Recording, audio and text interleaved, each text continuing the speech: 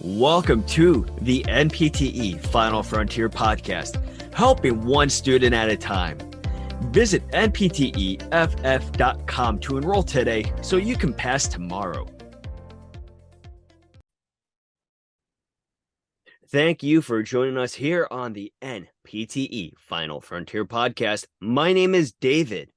And my name is Emily. Today, we will be discussing sleep. So sleep is an essential function that allows your body and mind to recharge, leaving you refreshed and alert when you wake up.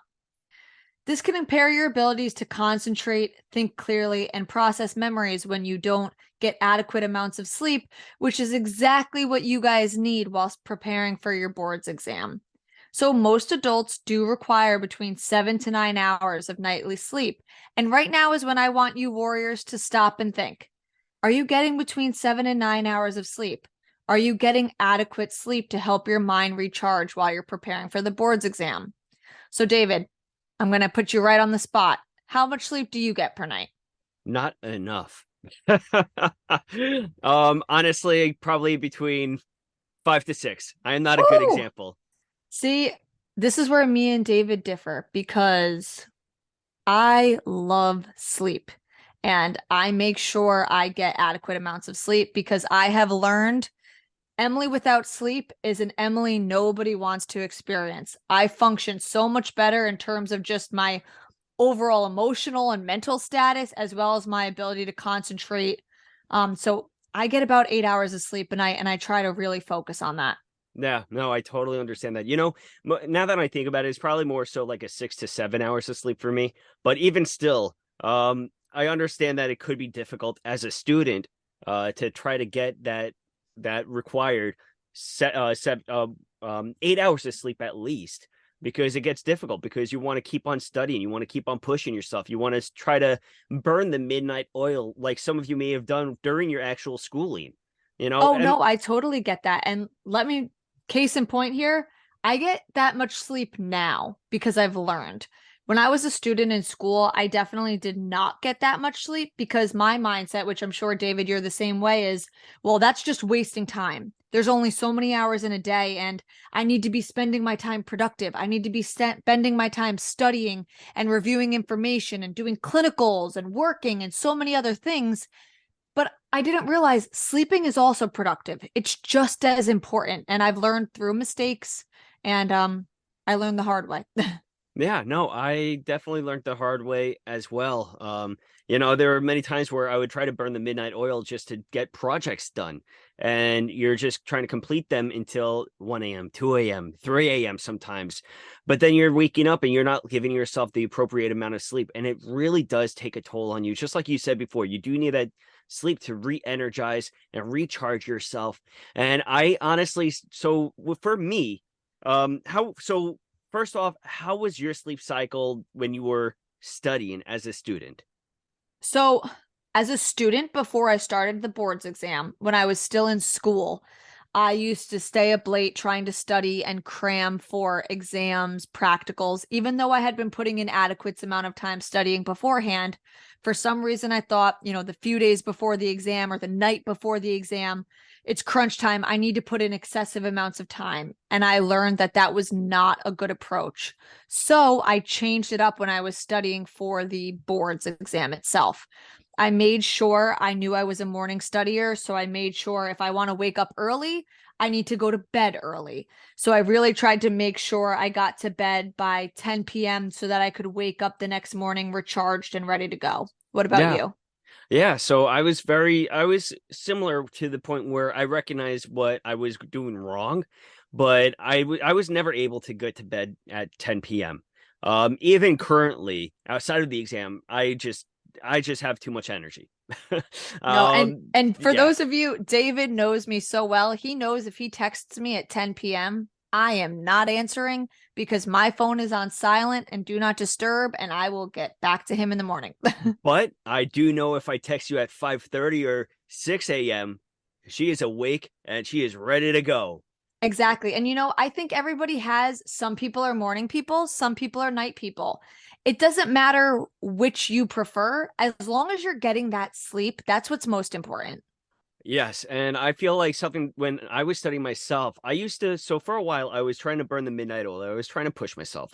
But then I came to terms in realizing that I wasn't getting enough sleep. I would wake up tired. I would wake up and not I wouldn't be able to get what I really wanted to get in there in the morning. So really my mornings were becoming inefficient because I wasn't doing what I wanted to do. I wasn't able to focus. I was still tired. I wasn't waking up on time sometimes.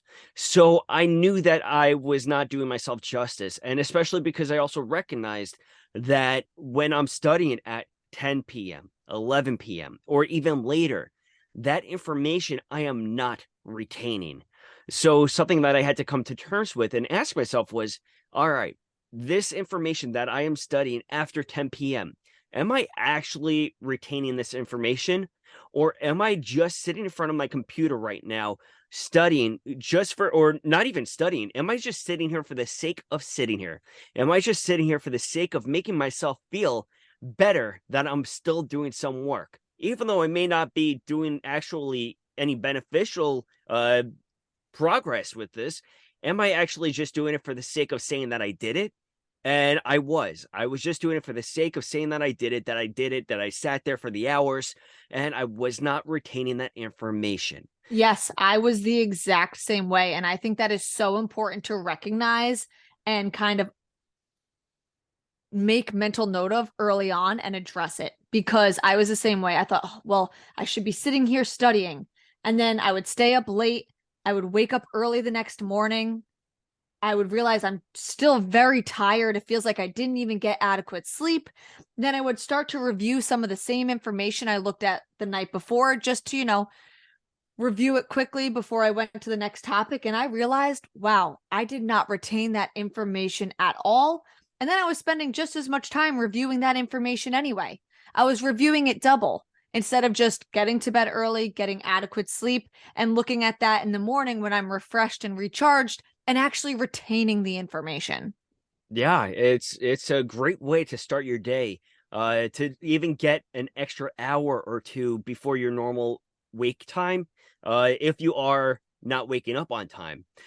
So something that really I speak to many students about, and Emily, I know that you're very similar, but I feel like that is very important that no matter what, if your exam is at 8 a.m., you definitely cannot be sleeping past that 8 a.m. mark. You have to be alert and awake way before then. So you really have to adjust that time schedule. You really have to get that proper amount of time in there, and you have to give it that attention that it requires. You No, got I to take completely action. agree. Yep. I tried to kind of implement that sleep schedule throughout my entire board's preparation. I was in a different situation where when I was studying for the boards, I wasn't on clinical, I was done with classes. So I was just kind of able to design my own study schedule with work and other things. So I tried to make sure I was always waking up early around the time I would have to wake up for the boards, just to get used to my mind being active and alert at those hours in the morning to kind of mimic the boards exam, which really helped me. So I kind of did that throughout the entire course of studying because my schedule allowed me to. What about One you, David? Same way, I made those adjustments appropriately, and I had to do them. And it's never too late to do them either. But, a lot of students out there and people in general, they may have difficulties in getting to sleep. Maybe it's anxiety, stress, fear. Sometimes it could be family related, maybe your children. Maybe maybe you're in a relationship, or maybe it's just a friendship, and you just enjoy talking to them and engaging them and being social, but you're being social 10 p.m., 11 p.m. You're texting and texting and texting, 11:30, midnight, 12:30, and on and on and on. You do have to cut it off, and you do have to try to take control as much as you can. I know sometimes with family involvement, let's say children have an inability to go to sleep at times, that's priority, but where it can become difficult, but you have to try to situate it in a way where you also get that sleep as well. Emily, what did you do to help you get to sleep earlier? So, everything you just touched upon are definitely a lot of reasons why people have difficulty sleeping at night. And one of the biggest things you brought up that I think was one of my biggest limitations and still is. I still struggle with it, is cell phones. I think phones are kind of the underlying root cause of why so many people have difficulty sleeping. And yes, sometimes you need to stay up late studying and get other things done. We get that. But you need to stop and think, okay, how many nights or how many times have you noticed you're staying up late on your phone, you're scrolling through social media, you're texting friends, you're just kind of mindlessly on your phone and you don't even realize it. And you're tired. It's around 9, 10 p.m. You're getting pretty sleepy, but you're still scrolling on your phone. Another hours go by. And yes, you're tired, but now you can't even sleep.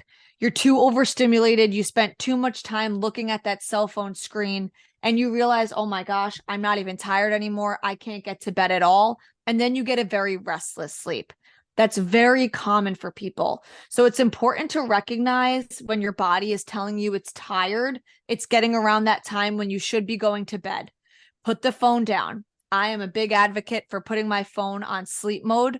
I have it set for certain hours, I think from 11 p.m. to 5 a.m., so that I don't even get the notifications and that I put my phone down away from my bedside table so that I don't even have, the urge to just quickly scroll for another few minutes, because that is when you have difficulty sleeping, difficulty falling asleep, and cell phones really are such a root cause, like I said, of difficulty sleeping. So just be mindful of that and put the phone down. Yeah, and you hit a ton of great advice right there. But something that I think is important is that overstimulation. So the way that I view it is kind of like if a patient has a concussion, what do you not want to do with them? You want them in a dark environment. You don't want to stimulate the brain. So I start to think about stuff like that. And when you're trying to get to sleep, you don't want to fall asleep. You don't want to be watching TV. You don't want TV. You don't want to be watching a movie on Netflix until you fall asleep. You don't want to be on the phone. Anything bright lights, anything that could stimulate your brain, that's going to keep you awake a little bit longer. So what I used to do for myself is I didn't have a TV in the room and I would barely bring the computer in the room to watch anything. I would make sure that if I was going to watch something, it would be outside. And for the phone, I would actually put my phone, I would charge it on the opposite side of the bedroom. So not even in a desk, a night table or a nightstand or anything like that. It would be across the room so I did that to get me away from the phone, but also so this way when the alarm went off, it would get me out of bed, which could be. Totally agree. Totally agree. Now, another big thing you talked about, the overstimulation, one point I want to kind of really hone in on with that is also the computer. So a lot of people are comfortable at night, going under the blankets, but still having their laptop out to review some last minute notes. I try to encourage students to not study while in bed. Thank Bed you. is meant for sleeping. Bed is meant for relaxation and enjoyment. If you are spending time studying in bed, you don't have that safe space, that relaxation space. And that is what the bed is meant for. Students who study in bed have difficulty turning the brain off because they're not associating bed with sleep anymore. Yes, they're associating it with sleep, but they're also associating it with studying. And it's important to kind of divide that and create that barrier and recognize bed is not meant for studying. You should not be studying while in bed. Yeah, I think that's so valuable and something that I'm also going to add. So let's say that you are having difficulty sleeping. Something that could be really beneficial is just listening to some soothing music at night, something calming, not loud or anything like that, but something calming like a meditation music, or you can find a ton of them on YouTube or even on a playlist that you may have. But that I think is so helpful. And something else, eating dinner early. You don't want to really eat right before you get into bed. So I think those are two really big things that help me out a lot. Do you have any other tips? Yep. So just to make one final point, you kind of just brought it up is you can always listen to, some meditation, some calm noises like, ocean sounds or, Mhm. the fan noises. A lot of people find acoustics helpful when trying to fall asleep. It's not something I do regularly. However, Nights, I do notice that I'm a little bit more wound up. And when I'm trying to fall asleep in the dark environment with no noise, I'm still just kind of, my mind is racing a million directions. I will put on calming noises to help kind of give me something to focus on, but at the same time, help calm me down and put me to sleep. So I only use that when it's kind of my last resort, but I do find it helpful. So it's something to try if you've never done it before. Now, Emily, I am a student and I'm preparing for this exam. Is it too late for me to start this? Is it too late for any student listening right now to start their change in the sleep habits? I am a firm believer that it is never too late to try anything. I think I don't care if your exam is tomorrow. I don't care if it's in 2 months. It's never too late to try. It's always good to try earlier on to get used to a pattern, but it's never too late to try. You should always give it a shot. Now that you understand sleep, here's a quote from Kobe Bryant. Life is too short to get bogged down and be discouraged. You have to keep moving. You have to keep going. Put one foot in front of the other, smile, and just keep on rolling. That is a quote from Kobe Bryant. And Warriors, you can do it. Do not be discouraged. Have that courage. Be proud of yourself. Be confident in yourself. Believe in yourself and keep on smiling. And do not let this exam get the best of you. You are doing every single thing that you should be doing, and you are doing amazing. You are powerful. You are strong. You are a final frontier warrior. You will pass. Thank you very much for listening. For more information on the NPTE Final Frontier, please visit npteff.com. You can also check out all of our social media platforms such as Facebook, Instagram, Twitter, and TikTok. Till next time, have a great day and a powerful tomorrow.